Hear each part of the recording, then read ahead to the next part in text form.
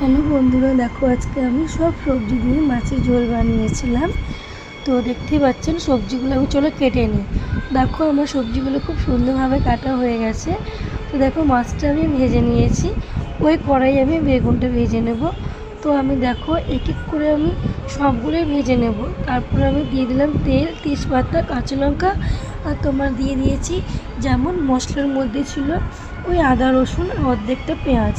তো দেখো আমি তেলাপিয়া মাছ কিনতে দিয়েছিলাম। তো এটা কালকে পুকুর দিয়ে ধরে এনেছিলো, তো সে দিয়েছিলো বাবাকে। তো দেখো আমি লবণ হলুদ দিয়ে ভালো করে এটা আমি কষে নেব। তো দেখো বন্ধুরা, আমি সব সবজিগুলো কিন্তু ভেজে রেখে নিয়েছি।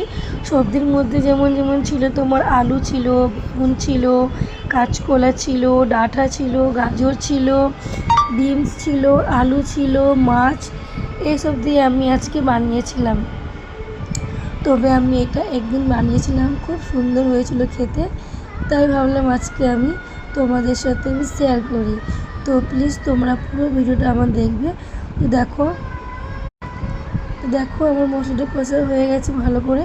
আমি এবার দিয়ে দিয়েছি আলু। এবার আমি আলুটাকে দিয়ে ভালো করে আমি কষে নেব।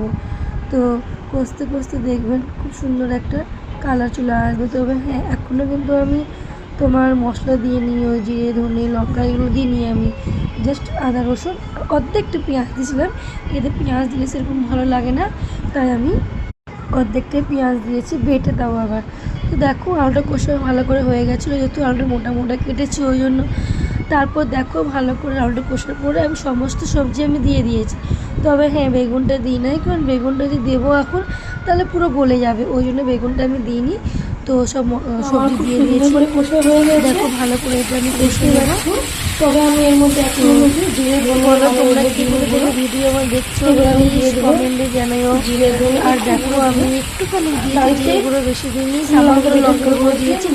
তবে এই লঙ্কাটা আমাদের বাড়িতে কাঁচা লঙ্কা ছিল, সেটাকে শুকিয়ে মানে আর কি লাল করেছিলাম, আর শুকনো লঙ্কা মিশিয়ে দুটোকে মিশিয়ে আমরা লঙ্কা গুঁড়ো বাড়িতে বানিয়ে রেখেছিলাম, জিরেটাও সেম বানিয়ে রেখেছিলাম।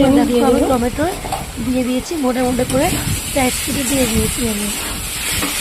এবার দেখো ভালো করে আমি চালিয়ে নেব। সামান্য জল দিয়ে ভালো করে চালিয়ে করে কষতে হয়ে গেছে। আমি এখানে অনেকক্ষণ দিয়ে কষলাম, আলুগুলো আরেকটু সিদ্ধ হয়ে যায়। ভালো হয়ে গেছে। তো আমি অল্প জল দিয়েছি, জল দিয়ে আমি আবার একটু কষলাম, কষার পর আমি দেখো পরিমাণ মতো জল দিয়ে দিয়েছি। দেখো এবার সিদ্ধ হতে আমি চাপিয়ে দেবো। তারপর আমি বেগুনটা দিয়ে দিয়েছি, বেগুন মাছ সব দিয়ে দিয়েছি। এবার দেখতে পাচ্ছেন গ্রেভিটা দিয়ে দিবি, এটা আমার